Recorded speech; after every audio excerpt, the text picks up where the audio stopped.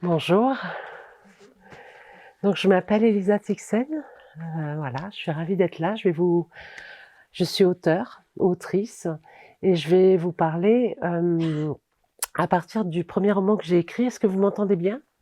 Oui, ok. Donc j'ai écrit un premier roman qui s'appelle Le silence à l'ombre des pins, qui se passe à Magescq. Voilà, c'est une coïncidence. Et dans ce roman, une jeune femme, Charlie, mène une enquête pour découvrir la vérité sur des secrets de famille. Donc aujourd'hui, je vais vous parler de fantômes. Parce qu'en fait, pour moi, les secrets de famille, ce sont des événements qu'on a enfuis sous le sceau du secret, dont on a perdu les contours, qui sont devenus des tabous, des fantômes invisibles, et qui n'ont pas permis en fait qu'on cicatrise des blessures liées à l'événement et qui nous hantent encore aujourd'hui. Donc pour moi, les secrets de famille, ce sont des événements fantômes qui nous hantent encore aujourd'hui. Et donc, c'est un peu ce qui a animé ce roman. Aujourd'hui, je vais vous parler plus particulièrement d'un fantôme qui est incarné et qui s'appelle Alfred. Alfred, c'est qui? C'est l'âme d'un jeu qui est né à l'issue de ce roman. Je vous expliquerai un petit peu après, par la suite. Et ce jeu, c'est un jeu collaboratif qui a pour objectif de déployer l'imaginaire. Donc, je vais vous raconter comment on joue. Alors, je vais rentrer dans le vif du sujet de suite. Je ne sais pas si on peut lancer juste la présentation. Voilà. Donc, en fait, vous imaginez que vous êtes tous un groupe de scénaristes et vous avez été sélectionnés pour le grand concours annuel organisé par la célèbre maison de production Story Pictures. Ce concours, cette année, se déroule au château de Morlaix, qui a été choisi pour son ambiance, vous voyez, un peu, voilà. Ceci dit, c'est joyeux. Par contre, ce que personne ne sait, c'est que ce château est déjà habité. Et habité par qui? Bien sûr, par Alfred. Donc voilà Alfred. Je voudrais mentionner en particulier la graphiste Cécile Brunet qui a dessiné cette jolie bobine. Donc Alfred, c'est qui? Alfred, c'était le châtelain qui a rêvé toute sa vie de devenir un grand écrivain. Malheureusement, et le temps et le talent lui ont manqué.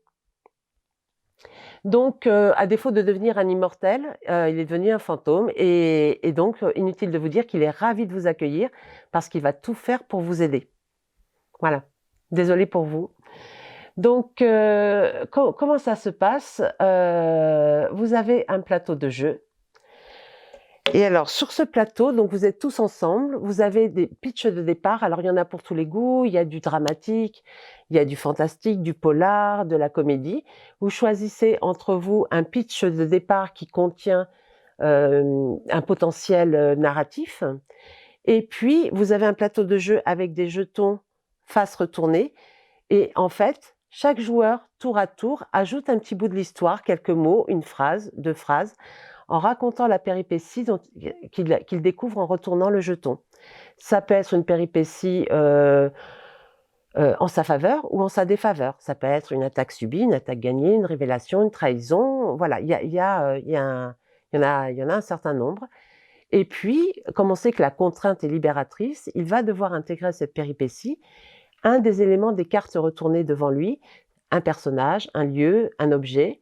Un lieu qui peut devenir un personnage, un objet qui peut lui aussi, enfin, chacun fait ce qu'il veut. Voilà. Et donc, chacun tour à tour, en fait, finalement, construit l'histoire jusqu'à résoudre l'énigme qui est potentiellement présente dans le pitch de départ. Donc, si le groupe arrive à ça, ils deviennent les Story Pitchers de l'année. Si le groupe n'y arrive pas, parce que personnellement, j'ai jamais vu, mais on ne sait jamais, eh bien, le scénario restera enterré au château de Morlaix avec Alfred. J'ai dit tout à l'heure que c'est un jeu collaboratif, donc tous les joueurs jouent ensemble. Mais ils jouent aussi avec Alfred, c'est-à-dire qu'il y a certains des jetons un peu coquins où la petite bobine d'Alfred apparaît, et là, c'est lui qui prend la main sur le jeu, avec des péripéties un peu plus difficiles à résoudre. Donc là, à ce moment-là, il y a des moments d'entraide. Voilà, donc voilà un petit peu comment ça se passe. Donc, l'idée, c'est vraiment de rebondir sur les idées des autres, de se laisser porter et d'aller plus loin que son propre imaginaire, en fait, de dépasser sa zone de confort créative. C'est un jeu qui dure à peu près 30 minutes. C'est relativement court, c'est assez rythmé. Et puis, alors ça s'adresse à qui? Les pitchs de départ aujourd'hui sont prévus pour un public plutôt adulte ou jeune. J'ai envie de dire pas avant 14 ans. Voilà, 14-16 ans. Et puis adulte, bien sûr. Alors, comment j'anime ce jeu? En fait, je l'anime dans le cadre d'ateliers jeux créatifs. C'est-à-dire que ça sert de point de départ pour dérouiller son imaginaire. Et ensuite, j'ai plusieurs possibilités potentielles. La première, c'est que le groupe décide. Alors, ça se décide avec l'organisateur ou avec le groupe. Enfin, ça, c'est pas un problème. La première possibilité, c'est que le groupe ait envie d'écrire l'histoire qu'il a inventée. Et à ce moment-là, on part sur une logique d'écriture collective du groupe pour arriver à un objet à la fin partagé. La deuxième possibilité, c'est qu'on s'inspire d'un élément de l'histoire pour que chacun écrive sa propre histoire avec des consignes que j'ajoute.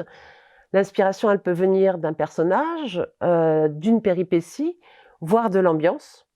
Voilà, chacun choisit sa propre inspiration. Et troisième possibilité, c'est que après avoir dépassé les frontières de son propre imaginaire, on peut à ce moment-là aller vers revisiter ce qui a construit notre imaginaire, donc les contes, les mythes, de les revisiter autrement. L'idée, c'est vraiment d'aboutir à d'autres écrits, d'autres versions des histoires qu'on connaît. Par exemple, là, je suis en train de plancher sur les sorcières, sur le thème des sorcières. Voilà, donc ces trois possibilités existent et aboutissent après à des textes.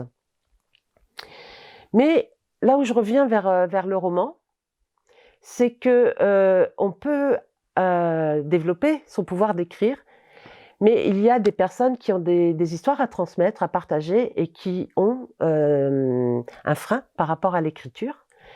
Dans le roman, notamment, Charlie, lorsqu'elle mène cette enquête sur 5 générations, une de ses ancêtres, Adèle, ne sait ni lire ni écrire. Donc, on est à peu près à l'époque de la Première Guerre mondiale. On est nombreux dans ce cas-là. Par contre, on s'est brodé. Adèle, cet ancêtre, elle a eu cette intuition qu'il était important de transmettre une part de l'histoire familiale telle qu'elle la connaissait. Donc, elle a brodé sur une toile de tissu des petits dessins qui ont formé comme un rébus et que Charlie a pu décoder à un moment donné lorsqu'elle a fait ses recherches. Donc, une autre variante de ce jeu, c'est de l'inscrire dans un atelier créatif hors écriture. C'est-à-dire que après, on peut le transformer on peut aboutir à un récit, mais non écrit, oral. Ça peut être avec des images, soit dessinées, soit piochées sur Internet et en faire un PowerPoint animé. Ça peut être avec un enregistrement de voix, à ce moment-là on aboutit à un podcast, ou ça peut être carrément une vidéo. Cette formule, elle s'adapte particulièrement à des publics qui sont en difficulté avec l'écrit, que ce soit des personnes qui n'ont... Enfin, il faut quand même un minimum pour pouvoir lire certains mots, hein, on est d'accord. Mais ça peut être par exemple des jeunes décrocheurs qui vont être plus particulièrement friands des nouvelles technologies. Ça peut être aussi des personnes qu'on va par là même amener vers l'univers numérique. Voilà. Mon grand rêve, ce serait vraiment d'en faire après une version dédiée aux personnes qui sont en situation d'illettrisme. C'est un sujet qui me touche particulièrement. J'ai accompagné des personnes dans ce cadre. Et il y a une personne qui m'a marquée vraiment, vraiment. C'était une dame.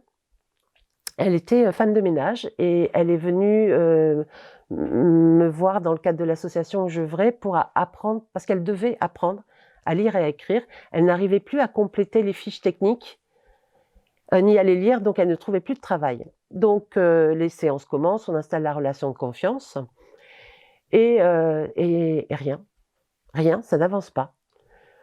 Donc, ok, on réfléchit avec les collègues, et puis d'un seul coup, je lui demande, quand vous saurez lire toute seule, quelle est la première chose que vous voudriez lire?